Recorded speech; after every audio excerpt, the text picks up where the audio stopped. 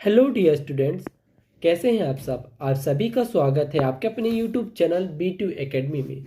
तो प्यारे बच्चों, आज की इस वीडियो पे हम आप सभी के लिए कक्षा 10वीं के विषय गणित में जो आप सभी के most important very most important questions आते हैं, उन सभी महत्वपूर्ण क्वेश्चंस का हम संग्रह लेकर आ चुके हैं, जहां पर हम आपको इस वीडियो पे सभी क्वेश्चंस का आपको पूरा फुल टू फुल सॉल्यूशन भी कराएंगे। यदि आप इस वीडियो को बिना स्किप किए हुए पूरी वीडियो देख लेते हैं तो कल के एग्जाम में आपको इसी क्वेश्चन से आपको 100%, जी हाँ 100% क्वेश्चन देखने को मिलेगा। क्योंकि B2 एकेडमी आप सभी के लिए वही क्वेश्चन लेकर आता है जो आपके एग्जाम की दृष्टि से अति महत्वपूर्ण होता है। और आपके यदि आप पढ़ भी लोगे ना तो आप मान लीजिए आपको टॉपर बनने से इस वीडियो से कोई भी नहीं रोक सकता। तो चलिए बच्चों, वीडियो स्टार्ट करते हैं। बट वीडियो स्टार्ट करने से पहले यदि आप हमारे चैनल पे पहली बार आए हैं और यदि आपको वीडियो पसंद आई तो प्लीज़ वीडियो को लाइक करिएगा और चैनल को सब्सक्राइब करके घंटी का आइकन को ऑन जरूर कर लीजिएगा, ताकि जब भी हम कोई आपके एग्जाम से रिलेटेड कोई महत्वपूर्ण क्वेश्चन का वीडियो अपलोड करें उसका इन्फॉर्मेशन आप सभी को प्राप्त हो जाए। और इस वीडियो को अपने दोस्तों के साथ जरूर शेयर करिएगा। यदि आप इसका PDF प्राप्त करना चाहते हैं विथ आंसर के साथ तो आप डिस्क्रिप्शन में दिए गए टेलीग्राम लिंक को ज्वाइन करके इसका आंसर शीट प्राप्त कर सकते हैं। तो चलिए बच्चों, वीडियो स्टार्ट करते हैं। यहाँ पर सबसे पहला प्रश्न पूछा गया है, समीकरण निकाय A1x + B1y = C1 = 0 तथा A2x + B2y + C2 = 0 एक द्वितीय हल होगा। तो ये किसका, इसका जो सही उत्तर होगा तो क्या होगा, तो आपको इसका जो सही उत्तर टिक करना है option number A, A1/A2 = B1/B2 नहीं होता है। ठीक है ना, बीच में ऐसे क्रॉस लगा दीजिएगा। फिर इसके बाद आपके प्रश्न दूसरा प्रश्न पूछा जाता है, बहुपद क्या पूछा गया बच्चों की, बहुपद 2x³ + 3x² + 4x + 5 के शून्यांकों की अधिकतम संख्या होगी। तो आपको बताना है कि इस घात में सबसे अधिक घात किसकी है, तो आप बताओगे 3 है। ठीक है, तो इसका जो सही उत्तर हो जाएगा बच्चों आपका ऑप्शन नंबर A 3 इसका राइट आंसर हो जाएगा। नेक्स्ट है, समांतर श्रेणी 12 7 2 -3 बिंदी बिंदी का सर्व अंतर है। तो आपको बताना है कि इसका सर्व अंतर क्या है, मतलब इनका बीच का डिफरेंस क्या है। तो आपको बता दें, देखेंगे आप कि देखो 7 से 12 के बीच कितना अंतर है, तो आप लिखोगे 5 का अंतर है। ठीक है, 2 से 5 के बीच का अंतर कितना, 5 का। तो आप इसका लगा दोगे सर्व अंतर 5 हो जाएगा। ठीक है, क्या लगा दोगे, सर्व अंतर आप इसका 5 लगा दोगे। ठीक है, फिर इसके बाद बच्चों प्रश्न क्रमांक 4 में पूछा गया है, यदि द्विघात समीकरण ax² + bx = 0 का विविक्तर का मान 0 है तो द्विघात समीकरण क्या होगा। तो आपको बताना है इसका द्विघात समीकरण 2 बराबर वास्तविक मूल होते हैं। कितना, 2 बराबर वास्तविक मूल होते हैं। नेक्स्ट है, एक वृत्त की अधिकतम कितनी स्पर्श रेखाएं हो सकती हैं। तो आपको बताना है एक वृत्त की हमेशा है कितनी अपरिमित रूप से अनेक रेखाएं हो सकती हैं। ठीक है, फिर इसके बाद बच्चों चलते हैं रिक्त स्थानों की पूर्ति करें। किसमें, रिक्त स्थानों की पूर्ति करने में चलते हैं, जहां पर आपसे पहला पूछा गया दो बहुपदों का योग कितना होता है। तो आप बताओगे दो बहुपद का योग एक बहुपद होता है। नेक्स्ट है, घटना ई की प्रायिकता प्लस घटना ई नहीं की प्रायिकता है। तो आप इसका उत्तर लिखोगे, क्या लिखोगे, 1। इसका उत्तर 1 लिख दोगे। ठीक है, नेक्स्ट आता है आपका, किसी द्विघात समीकरण के अधिक से अधिक बिंदी बिंदी मूल हो सकते हैं। तो आपको बताना है कि कितने, 2 मूल हो सकते हैं। नेक्स्ट है, केंद्रीय प्रवृत्ति के 3 मापकों का संबंध है 3 माध्यक बराबर बिंदी बिंदी प्लस 2 माध्य है। तो आपको जो इसका सही उत्तर होगा क्या होगा बच्चों, बहुलक इसका सही उत्तर हो जाएगा। ठीक है, नेक्स्ट है, सभी वर्ग बिंदी बिंदी होते हैं। तो आपको बताना है कि सभी वर्ग क्या होते हैं, तो सभी वर्ग आपके अपरिमित रूप से अनेक होते हैं। क्या होते हैं, अपरिमित रूप से अनेक होते हैं। ठीक है, इसके बाद बच्चों हम चलते हैं, निम्नलिखित का सत्य असत्य का आपको यहाँ पर चयन करना है। या पहला पूछा गया √5 एक अपरिमेय संख्या है। तो आपको बताना है जी हाँ सत्य होगा क्योंकि √5 एक अपरिमेय संख्या है।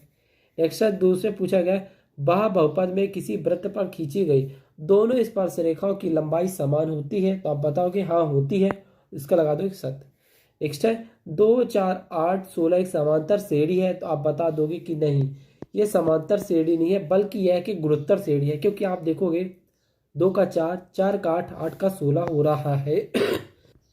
अगला पूछा गया है प्रेक्षक की आंख से प्रेक्षक द्वारा देखी गई वस्तु की बिंदु को मिलाने वाली रेखा रेखा कहलाती है। तो आप जो इसका उत्तर लगाओगे बच्चों क्या लगाओगे? जी हाँ, इसका हो जाएगा आप सत्य में टिक कर देना। ठीक है। अगला पूछा गया है बिंदु पी एक्स की मूल बिंदु से दूरी अंडर रूट क्या बोला गया अंडर रूट x² + y² होती है, तो आप बताओगे जी हाँ होती है, तो आप इसे लगा दोगे सत्य। ठीक है। अब चलिए चलते सही जोड़ी। ये बहुत मोस्ट इंपॉर्टेंट है बच्चों, ये आपके इससे प्रश्न आपके कल के एग्जाम में 100% देखने को मिलेंगे। ठीक है। जहां बोला गया sin 0 डिग्री का मान क्या होता है, तो आपको बताना sin 0 डिग्री का मान 0 होता है। नेक्स्ट है tan 60 डिग्री का मान क्या होता है, तो आप बताओ tan 60 डिग्री का मान √3 होता है। नेक्स्ट है sin² थीटा + cos² थीटा का मान क्या होता है, तो आप बताओगे sin² थीटा + cos² थीटा का मान 1 होता है। अगला है cos 60 डिग्री का मान क्या होता है, तो आप बताओगे cos 60 डिग्री का मान c मतलब 1/2 होता है। ओके।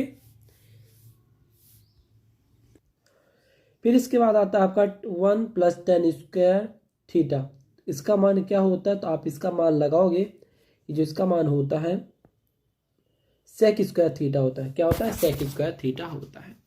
ठीक है बच्चों, आपको मैं जितना भी बताते चला उसे कॉपी पे जरूर नोट डाउन करते चलिएगा। कई बच्चे क्या करते हैं कि बीच में वीडियो को स्किप कर देते हैं और स्किप करके चले जाते हैं, फिर आके बोलते हैं कमेंट करते हैं कि सर आपका पढ़ाया तो एक भी आता नहीं है। मैं उनसे यही रिक्वेस्ट करना चाहूँगा, यदि आप एक बार पूरी वीडियो को ध्यानपूर्वक पढ़ें, थोड़ा अपने साइड से भी एफर्ट डालने की कोशिश करेंगे, तभी आप अच्छा नंबर पा पाएंगे। आप सोचें कि एक वीडियो से पूरा हो जाएगा, नहीं होगा बच्चों।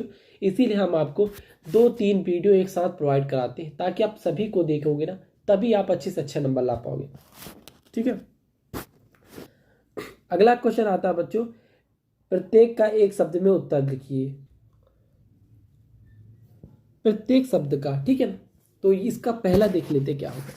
इसका जो पहला होगा बच्चों, त्रिज्या वाले, क्या बोला गया कि त्रिज्या वाले आर वृत्त का क्षेत्रफल का सूत्र लिखिए। आपको इसका क्षेत्रफल का सूत्र लिखना है। फिलहाल मैं आपको इसका आंसर बोलता चलूंगा, आप सभी को लिखते चलना है। ठीक है। जो पहले का आंसर होगा आप लिखे πr²। क्या लिखेंगे? πr²। ठीक है। चलो मैं लिख देता हूं। दूसरा है यदि x/y = 5 तथा x = 1 हो तो y का मान क्या होगा, तो आप लिखोगे y का मान 4 होगा। गोले का आयतन का सूत्र लिखना है, तो आप बताना गोले का आयतन का सूत्र क्या होगा, 4/3 πr³। क्या लिखोगे? 4/3 πr³। नेक्स्ट है वर्गीकृत आंकड़ों के लिए बहुलक का सूत्र लिखिए, तो आप इसका लिखोगे बहुलक z = l + f1 - f0 अपान 2f1 - f0 - f2 का होल ब्रैकेट इंटू h। ठीक है। नेक्स्ट है वृत्त के त्रिज्याखंड की परिभाषा लिखिए, तो वृत्त के त्रिज्याखंड की परिभाषा क्या होगी आपको बताना है। तो वृत्त की त्रिज्याखंड की परिभाषा वृत्तीय क्षेत्रफल होगा। क्या होगा बच्चों? वृत्तीय क्षेत्रफल होगा। ठीक है। इसके बाद बच्चों हम चलते हैं प्रश्न क्रमांक 6 पे। प्रश्न क्रमांक 6 में पूछा गया है संख्या 140 के तो अभाज्य गुणनखंड के गुणनफल से के रूप में घिरा हुआ को व्यक्त कीजिए। ठीक है। अथवे में पूछा गया है संख्या 8, 9 और 25 के अभाज्य गुणनखंड, मतलब आपको इसका एलसीएम निकालना है। प्रश्न क्रमांक 7 में दिया है एक द्विघात बहुपद ज्ञात कीजिए जिसका शून्यांक का योग तथा गुणनफल क्रमशः -3 और 2 है। अथवा पूछा गया है किसी बहुपद पी एक्स के लिए पी पाई बराबर पी एक्स का ग्राफ नीचे आकृति पे दिए गया है। पी एक्स के शून्याङ्कों को ज्ञात करना है, मतलब यहाँ पर एक ग्राफ दिया गया है आपको, जिसमें आपको पी एक्स के शून्याङ्कों की संख्या ज्ञात करनी है। ठीक है, इसके बाद आता है बच्चों प्रश्न क्रमांक 8। उससे पूछा गया आप सभी से बिंदुओं 2, 3 और 4 के बीच की दूरी ज्ञात करें। ठीक है, आपको क्या करना है बच्चों, बिंदु इतने और इतने के बीच की दूरी ज्ञात करनी। बट यहाँ पर कई स्टूडेंट कैसे करेंगे, 2 से 4 की दूरी 2, 3 से 4 की दूरी 2। नहीं, ऐसा करोगे तो गलत हो जाएगा बच्चों, क्योंकि यहाँ पर आपको एक फार्मूला आता है। ठीक है ना, उस फार्मूले को लगा कर ही आपको यहाँ पर आंसर को देना होगा। अथवा आपसे पूछा गया है 2 बिंदुओं इतना और इतने को जोड़ने वाली रेखाखंड का यम अपान यन के अनुपात में अंतिम रूप से विभाज्य करने वाले सूत्र लिखना है। अथवा प्रश्न का 9, एक बच्चे के पास ऐसा पासा है जिसमें 6 फलकों पर निम्नलिखित अक्षर अंकित है। इस पासे को बाहर फेंका जाता है, ए प्राप्त करने की प्रक्रिया बताना है।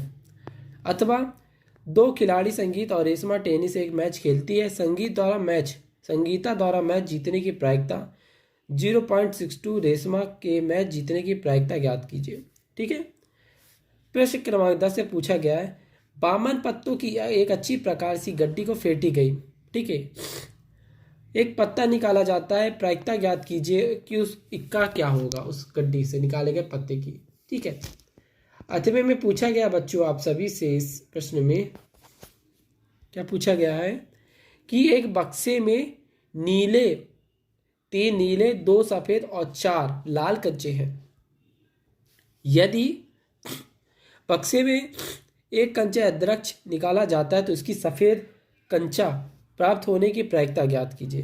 ठीक है, प्रश्न क्रमांक 11 पूछा गया sine 60 cos 30 plus sine 30 cos 60 का आपको मान निकालना है, जहां पर आप फार्मूला लगाकर इसका मान निकाल देंगे। ठीक है, अथवा पूछा गया यदि tan a बराबर 4/3 तो साइन a और कॉस a का मान ज्ञात कीजिए। क्या मान ज्ञात करना है आपको। ठीक है, नेक्स्ट है बच्चों बिंदुओं a -3 10 b 6 8 को जोड़ने वाली रेखाखंड को बिंदु -1 6 किस अनुपात में विभाजित किया करता है ज्ञात कीजिए। अथवा यदि Q0 एक बिंदु P 5-3 और RX x 6 समुदाय सरस्त तो x का मान ज्ञात कीजिए। ठीक है, इसके बाद बच्चों आता है प्रश्न क्रमांक 13। प्रश्न क्रमांक 13 में पूछा गया आपसे सिद्ध कीजिए कि वह बिंदु वृत्त से खींची गई स्पर्श रेखाओं की लंबाई बराबर होती है। ठीक है, अथवा में पूछा गया है यदि बिंदु 0 से वृत्त पर स्पर्श रेखाओं की लंबाई 24 सेंटीमीटर तथा वृत्त बिंदु Q केंद्र से 25 सेंटीमीटर, वृत्त की त्रिज्या ज्ञात कीजिए। ठीक है, इसके बाद आता है प्रश्न क्रमांक 14। यहाँ पर आपसे पूछा गया 6 सेंटीमीटर त्रिज्या वाले एक वृत्त के त्रिज्याखंड का क्षेत्रफल ज्ञात कीजिए जिसका कोण 60 डिग्री है। जहाँ पर आपको पाई का मान दिया है 3.14, क्या 3.1416 दिया है। ठीक है, अथवा पूछा जा रहा है इसमें 2 वृत्तों की त्रिज्या क्रमशः 5 सेंटीमीटर और 6 सेंटीमीटर है। उस वृत्त की त्रिज्या ज्ञात कीजिए जिसका क्षेत्रफल इन दोनों वृत्तों के क्षेत्रफल के योग के इक्वल हो। ठीक है, तो यहाँ तक छात्रों आपने देखा आपके 3 नंबर के प्रश्न हो गए पूरी तरीके से कंप्लीट। अब इसके बाद देखते हैं आपके 4 नंबर वाले प्रश्न। ठीक है, जहां पर आपको प्रश्न क्रमांक 15 पूछा गया सिद्ध कीजिए √3 एक अपरिमेय संख्या है। अथवा बिना लंबी विभाजन प्रक्रिया किए बताए कि निम्नलिखित परिमेय संख्या में दशमलव प्रसार शांत या अशांत अपवर्ती है। ठीक है, तो आपको बताना है कौन सा शांत दशमलव कौन सा अपवर्ती दशमलव है। ठीक है छात्रों, इसके बाद बच्चों आता है 16 नंबर। यहाँ पर आपको एक घात दिया है, इसके शून्याङ्क ज्ञात करिए और शून्याङ्क तथा गुणांकों के बीच का आपको संबंध ज्ञात करना है। इतना करने पर आपको 4 नंबर मिल जाएंगे। अब जो पूछा गया था आपसे बहुपद x² - 3 के शून्याङ्क ज्ञात कीजिए, शून्याङ्कों और गुणांकों के बीच के संबंध की सत्यता कीजिए। ठीक है, इसके बाद आता है प्रश्न क्रमांक 17। प्रश्न क्रमांक 17 में आपसे पूछा जा रहा है विलोपन विधि का प्रयोग करना है। मतलब इस समीकरण को हल करने के लिए आपको विलोपन विधि का यूज करना है। ठीक है। नेक्स्ट है विस्थापन प्रतिस्थापन विधि। मतलब यहाँ पर वही समीकरण दिया है। देखो समीकरण को आप चाहे किसी भी विधि से हल करोगे उत्तर सेम आएगा, बट यहाँ पर आपको विलोपन विधि से हल करना है, यहाँ पर आपको विस्थापन विधि से हल करना है। ठीक है। इसके बाद आता है प्रश्न क्रमांक 18। यहाँ पर आपको गुणाखंड विधि द्वारा, मतलब आपको यहाँ पर एक समीकरण दिया, इस समीकरण को आपको गुणाखंड विधि द्वारा हल करना है। और आपको बता दें एग्जाम में आपको मैथ की कॉपी कैसे लिखनी है। एग्जाम में आपको मैथ की कॉपी ना बकायदा पेज का इधर इधर वाला भाग छोड़ देना है। ठीक है। बीचों बीच लिखना है, एक एक लाइन छोड़ छोड़ के लिखना है। इसके बाद जो अथवा है, द्विघात समीकरण 2x² + 4m इतने का विविक्तर ज्ञात कीजिए। यहाँ पर आपको क्या बोला बच्चों, डी ज्ञात करना है। क्या ज्ञात करना है, विविक्तर ज्ञात करना है। ठीक है ना। इसके बाद बच्चों आता है प्रश्न क्रमांक 19। प्रश्न क्रमांक 19 में आप सभी से पूछा जाता है, ठीक है, ये आपको जो बता दीजिए question very very most important है ये वाले। ठीक है ना, ये question very very most important है और इन क्वेश्चंस को आप जरूर रट के जाइए। क्या रट के जाना है, क्योंकि आएंगे ही आएंगे। ठीक है। सेम प्रश्न क्रमांक 20 में भी यही पूछा गया आपको। ठीक है ना। अथवे में देख लेते हैं, थेल्स प्रमेय का और पाइथागोरस प्रमेय का प्रयोग करना है। किसका, थेल्स प्रमेय और पाइथागोरस प्रमेय का। ठीक है। इसके बाद आता है बच्चा अपना प्रश्न क्रमांक 21। यहाँ पर निम्न आकृतियों का प्रतिच्छायद, ठीक है ना, मतलब आपको एक आकृति दी गई है जहाँ पर ये आपका ये खुला हुआ भाग है। ठीक है ना, और ये छायांकित भाग है जहाँ ब्लैक ब्लैक ऐसे लाइन दिया है। ठीक है, छायांकित भाग है। इसका आपको क्षेत्रफल ज्ञात करना है जहाँ पर आपको भुजा दी है 14 सेंटीमीटर। ठीक है, और यह एक वर्ग है। अथवा पूछा गया है निम्न आकृति में छायांकित भाग का क्षेत्रफल ज्ञात कीजिए यदि केंद्र ओ वाले दोनों सकेंद्रीय वृत्तों की त्रिज्या 7 सेंटीमीटर 14 सेंटीमीटर होती है तो। ठीक है। इसके बाद बच्चों आता है प्रश्न क्रमांक 22। प्रश्न क्रमांक 22 में भी आपको एक डायग्राम देखने को मिलेगा। क्या, एक डायग्राम देखने को मिलेगा आपको। ठीक है ना। इस डायग्राम के थ्रू आपको 2 अंकों वाली कितनी रेखाएं 3 से समविभाज्य होंगी बताना है। इसके बाद बच्चों आता है उस एपी का 31वां पद ज्ञात कीजिए जिसका 11वां पद 38 और 16वां पद 73 है। क्या, मतलब आपको इसका समांतर श्रेणी ज्ञात करना है। क्या ज्ञात करना है बच्चों, समांतर श्रेणी ज्ञात करना है। कौन सा, 31वां पद का समांतर श्रेणी ज्ञात करना है जहां पर 11वां पद 38 है और 16वां पद 73 है। ठीक है। इसके बाद आता है बच्चों प्रश्न क्रमांक 23। प्रश्न क्रमांक 23 में आप सभी से पूछा जाता है, यहाँ पर आपको सिद्ध करना है। यहाँ पर ये समीकरण दे दिया, आपको इसे सिद्ध करना है। ठीक है, ये very very most important question है। ठीक है ना। आप अभी तक मैंने आपको 2-3 क्वेश्चन बता दी, वो 100% आएंगे। ठीक है, इसके अलावा और भी क्वेश्चन आ जाएंगे आपके। ठीक है, ये वाला देख लीजिए, sine square theta cos square theta वाले प्रश्न भी अति महत्वपूर्ण है आपके एग्जाम की दृष्टि से। फिर प्रश्न क्रमांक 24 पे चलते हैं। प्रश्न क्रमांक 24 में पूछा गया 6 सेंटीमीटर लंबी एक रेखाखंड कीजिए और इसे 5:8 के अनुपात में विभाजित कीजिए। अथवा 3 सेंटीमीटर त्रिज्या वाले एक वृत्त खींचिए और इसके केंद्र से 5 सेंटीमीटर दूर स्थित एक बिंदु से वृत्त पर स्पर्श रेखा की युग्म की रचना कीजिए। ठीक है। इसके बाद बच्चों प्रश्न क्रमांक 25 से पूछा जाता है क्रमशः 6 सेंटीमीटर 8 सेंटीमीटर 10 सेंटीमीटर त्रिज्या वाले एक धातु की 3 ठोस गोलों को पिघलाकर एक बड़ा गोला बनाया जाता है।